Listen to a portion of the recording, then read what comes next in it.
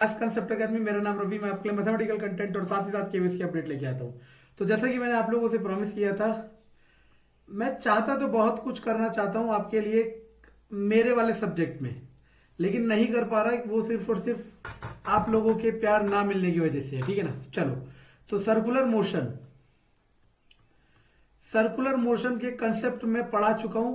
और जित इससे पहले वाली वीडियो में, ठीक है ना, उसका लिंक डिस्क्रिप्शन में आ जाएगा या फिर ऊपर यहां पे दिखेगा, ठीक है ना। अगर किसी ने वो नहीं पढ़ा एक बार को, तो पहले उसको जरूर पढ़ लेना। देखो, मैं डे वन से कह रहा हूं, और मैं मेरे पूरे चैनल को अगर आप देखोगे ना, तो आपको समझ आएगा सिर्फ आपका ही फायदा है, ठीक है। डे वन से कहता आ रहा हूं कि कंसेप्ट को पढ़ो, और कंसेप्ट को जब पढ़ रहे हो ना, लेकिन उसके दायरे के अंदर। जैसे सर्कुलर मोशन पढ़ते हैं 9th क्लास तक का, क्योंकि वही आपका कोर्स है केवीएसपीआरटी में। तो उसे पूरा पढ़ो, और पूरा पढ़ने के बाद फिर करो क्वेश्चन, और देखो कौन सा क्वेश्चन नहीं होता, ठीक है ना। और क्वेश्चन कहीं से भी, मैं भी जनरली, आपको पता नहीं है, जब बताएंगे अपने बारे में ना, तो या तो सब्सक्राइबर डबल हो जाएंगे, या 10 गुना हो जाएंगे, या फिर जीरो हो जाएंगे, ठीक है। हमने बहुत मेहनत करी है, ठीक है। चलो, तो मैं गूगल से निकालता हूं कहीं से भी, चाहे वो बाईजूस हो, चाहे वो वेदांतु हो, चाहे दुनिया भर की चीज हो। आप इतना नहीं स्कैन कर सकते जितना मैं करूंगा, तो मैं आपको सारा कुछ प्रोवाइड करूंगा, बस आपका काम है इसे फॉलो करना। If the mass of a body moving in a circular with uniform speed double, ठीक है ना, मास जो है डबल हो गया। It's centripetal force, centripetal force का फॉर्मूला क्या पढ़ाया था मैंने? mv²/r, यही था ना। प्रीवियस क्लास में पढ़ा चुका हूं, अब दोबारा ये सब पढ़ाने की जरूरत नहीं है, अब क्वेश्चन कराऊंगा। तो जो नया है वो पहले पहली क्लास जरूर देख ले, ठीक है ना। mv²/r, तो यानी कि देखो, फोर्स जो है डायरेक्टली प्रोपोर्शनल टू मास है। देखो, अब आपको समझा देता हूं, जिनका साइंस बैकग्राउंड नहीं है उन्हें समझा देता हूं। ऊपर वालों को डायरेक्टली कहते हैं, नीचे वाले को इनवर्सली कहते हैं। तो force directly proportional to velocity का स्क्वायर, और force inversely proportional to R. तो देखना, अगर ये 2 टाइम्स होगा तो ये भी 2 टाइम्स होगा, अगर ये 3 टाइम्स होगा तो ये भी 3 टाइम्स होगा, अगर ये 2 टाइम्स होगा तो ये कितना होगा? 4 टाइम्स। क्यों? क्योंकि यहां पे क्या है? स्क्वायर। अब सुनना, अगर ये 2 टाइम इंक्रीज करेगा तो ये क्या हो जाएगा? 2 टाइम डिक्रीज करेगा, मतलब हाफ हो जाएगा। क्यों? क्योंकि वो क्या है? इनवर्सली प्रोपोर्शनल है। तो यानी कि मास के डायरेक्टली प्रोपोर्शनल है। अगर मास डबल होगा तो सेंट्रीपिटल फोर्स भी क्या हो जाएगा? डबल। आंसर।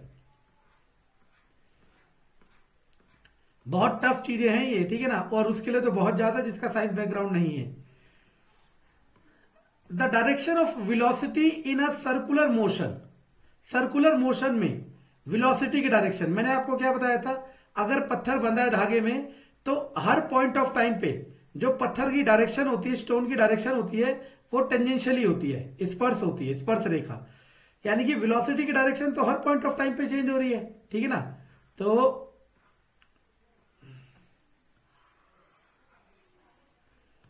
इसके अलावा किसी ऑप्शन में नहीं लिखा था।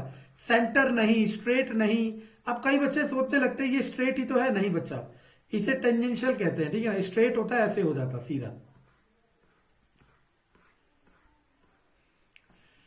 If the uniform speed of a body moving in a circular with uniform speed, क्या क्या कह रहा है?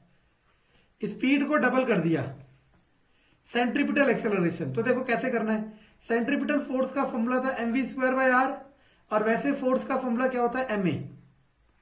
तो a बराबर v²/r, यानी कि सेंट्रीपिटल एक्सेलरेशन का फॉर्मूला हो गया v²/r। अब देखो, सेंट्रीपिटल एक्सेलरेशन जो है डायरेक्टली प्रोपोर्शनल है v के स्क्वायर के, और सेंट्रीपिटल एक्सेलरेशन इनवर्सली प्रोपोर्शनल है r के। ये समझ आ रहा है ना आपको? चलो, तो देखो, v को डबल कर दिया उसने। अगर इसको डबल करूंगा तो ये कितना हो जाएगा? 4 टाइम्स। क्यों? क्योंकि इसका स्क्वायर है।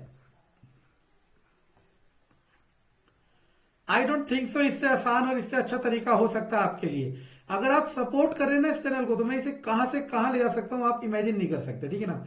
मैं बहुत कुछ करना चाहता हूं, लेकिन बात वही है कि आउटपुट कितना। और मैं पैसा तो मांग ही नहीं रहा, और ना ही पेड कोर्स बेच रहा हूं। मैं बस चाह रहा हूं कि आप लोग सपोर्ट करें, अब बाकी आपकी इच्छा है क्या होता है। The centripetal force is always directed.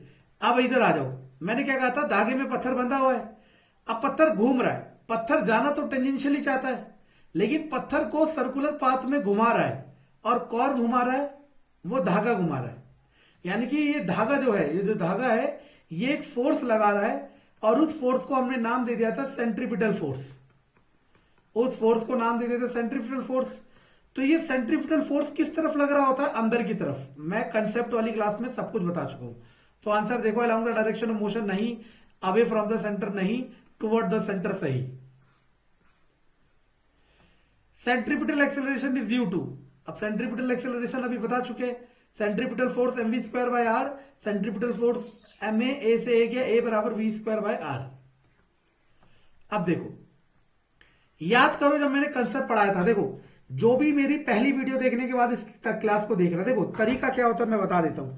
ये तरीका कभी बताया नहीं जाएगा, बताया यही जाएगा कि हमारा कोर्स कर लो, आपको सिलेक्शन मिलेगी, यही बताया जाएगा कि 3 दिन में करा दूंगा, 10 दिन में करा दूंगा, 100 दिन में करा दूंगा। लेकिन वो सब बकवासबाजी है। सही तरीका क्या है? मान लो मैं जब इस क्वेश्चन को करा रहा हूं और आपको हिट नहीं कर रहा, तो आपको पता क्या करना चाहिए? इस वीडियो को पॉज करो, प्रीवियस वीडियो में जाओ और देखो मैंने कहां सेंट्रीपिटल एक्सेलरेशन बताया था, और वहां जाने के बाद फिर उस कंटेंट को दोबारा देखो, फिर इधर आओ और डेफिनेटली आपको आंसर मिलेगा। मैंने बताया था एक्सेलरेशन जब ही होता है बच्चा, जब वेलोसिटी में चेंज होता है, सॉरी नॉट बच्चा, वेलोसिटी में चेंज होता है, ठीक है ना। और वेलोसिटी में चेंज दो ही तरीके से हो सकता है, या तो मैग्नीट्यूड से या फिर डायरेक्शन से, और मैंने दोनों एग्जांपल दिए थे। तो यहां पे आ गया change in direction of velocity. क्यों? क्योंकि सर्कुलर पाथ में वेलोसिटी तो वो मैग्नीट्यूड तो कांस्टेंट हो सकता है, लेकिन उसकी डायरेक्शन कभी कांस्टेंट नहीं होती। If a stone is tied at the end of the string and whirled in a circle, the tension of the string provides, देखना, पत्थर धागे में बांधा घुमा रहे हैं। अब ये वर्ड आ रहा है यहाँ पे टेंशन। टेंशन मतलब फोर्स कह सकते हैं, और हिंदी में हम लोग कहते हैं तनाव। मानसिक वाला नहीं, जो खिंचाव होता है। एक रस्सी ऐसे ढीली पड़ी हुई थी, यहां बंधी हुई थी, ऐसे पड़ी हुई थी, आपने इसे खींचा तो रस्सी टाइट हो जाएगी। तो ये जो तनाव आया, दैट इज कॉल्ड टेंशन। वो यही कह रहा है, जो रस्सी में टेंशन आएगा किसकी वजह से? तो आपको पता है रस्सी में खिंचाव सेंट्रीपिटल फोर्स की वजह से होता है। अब यहाँ पे एक वर्ड आ गया सेंट्रीफ्यूगल।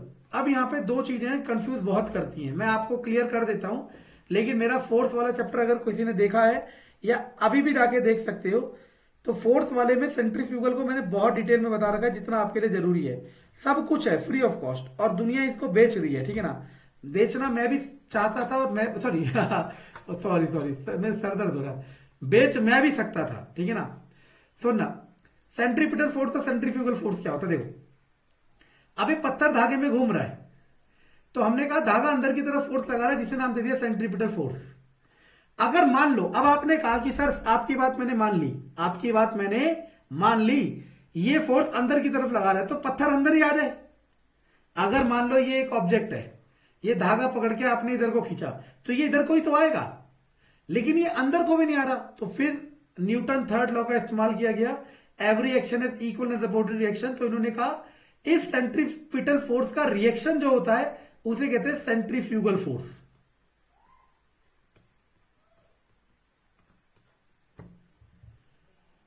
इस सेंट्रीपिटल फोर्स का जो रिएक्शन होता है वो होता है सेंट्रीफ्यूगल। जिसको ये समझ आ गया वो जिंदगी भर के लिए याद कर लेगा, उसे याद करना ही नहीं पड़ेगा कि सेंट्रीपिटल अंदर की तरफ होता है, सेंट्रीफ्यूगल बाहर की तरफ होता है। एक एग्जांपल देता हूं, कपड़े सूखते हैं ना वॉशिंग मशीन में, वो ड्रायर में क्या होता है, बकेट सी होती है, उसमें छेद होते हैं, उसमें कपड़े रख देते हो आप, वो तेज तेज की घूमती है। अब जब वो तेज तेज की घूमेगी तो वो सेंट्रीपिटल फोर्स तो मोटर लगा रही है उसे घुमाने के लिए, कपड़ों में लगेगा सेंट्रीफ्यूगल फोर्स, कपड़े बाहर की तरफ गिरना चाहेंगे क्योंकि सेंट्रीफ्यूगल फोर्स बाहर की तरफ होता है, लेकिन बाहर गिर ना पाए क्योंकि बकेट के अंदर पैक है। लेकिन यहां पे छोटे छोटे छेद होने का मतलब ये होता है कि कपड़े तो बेशक बाहर नहीं जा पाएंगे, लेकिन कपड़े के अंदर जो पानी है वो बाहर की तरफ चला जाएगा और कपड़े सूख जाएंगे। आई होप आपको अंडरस्टैंड होगा। If the radius of body, okay, और रेडियस को डबल कर दिया, सेंट्रीपिटल एक्सेलरेशन देखो, M V square by R centripetal force, force का फॉर्मूला एम ए, तो एक्सेलरेशन का formula V square by R. तो acceleration inversely proportional to R. अब ये देखना, इसको अगर वो 2 टाइम्स कर रहा है, डबल कर रहा है ना, तो ये क्या हो जाएगा, हाफ। क्यों? क्योंकि ये दोनों क्या है, इनवर्सली प्रोपोर्शनल है। इनवर्सली मतलब विथ क्रमानुपाती। ट्वाइस नहीं होगा, थ्राइस नहीं होगा, 4 टाइम्स नहीं होगा, आंसर हो जाएगा half. Radius of earth is metre, radius of earth, mass of earth, radius of moon, mass of moon. हर बच्चे का धर्म है, अब धर्म कोई सा भी हो सकता है, ठीक है ना। हर बच्चे का कर्तव्य धर्म है कि उसे याद होना चाहिए, ठीक है ना। इतना तो रेडियस अर्थ का तो कर सकते हो, ठीक है। आंसर बता देना, गूगल से देख लेना, मुझे तो सारे पता है। और ये जो लिखे हैं ये 10 की पावर है। पता नहीं ये कैसी टेस्ट सीरीज चला रहे हैं, इन्हें अंडरस्टैंड लिख दे रहे हैं और चल भी रहे हैं, लाखों करोड़ों का कारोबार। चलो, अर्थ रिवॉल्व अराउंड द सन, सन के चारों ओर अर्थ घूम रहा है। सेंट्री चारों ओर घूम रहा है तो सेंट्रीपिटल फोर्स तो लग रहा होगा। अब ये सेंट्रीपिटल फोर्स कौन लगा रहा है? Gravitational force. कौन लगा रहा है? Gravitational force. आई होप आपको मेरा कंटेंट पसंद आया होगा। मैं बार बार कह रहा हूं, जो नए उन्हें बता देता हूं, मैथ, रीजनिंग, साइंस, कंप्यूटर और इंग्लिश में वो गैप, चलो उसे छोड़ो। ये 4 सब्जेक्ट केवीएस पीआरटी में 20 20 10 10 60 नंबर मैं आपको फ्री में दिला सकता हूं। और ओपन चैलेंज है कि मेरा कंटेंट किसी से कम नहीं होगा, चाहे कोई कितना बड़ा तुर्रम खाओ, ठीक है ना। लेकिन मैं ये सब कब कर पाऊंगा? जब आप सपोर्ट करोगे चैनल को। तो फैलाओ इसे, जितना ग्रो करा सकते हो, क्योंकि मुझे बहुतों को जवाब देने हैं, ठीक है ना। कंटेंट पसंद आए तो लाइक, सब्सक्राइब, शेयर जरूर करें। धन्यवाद।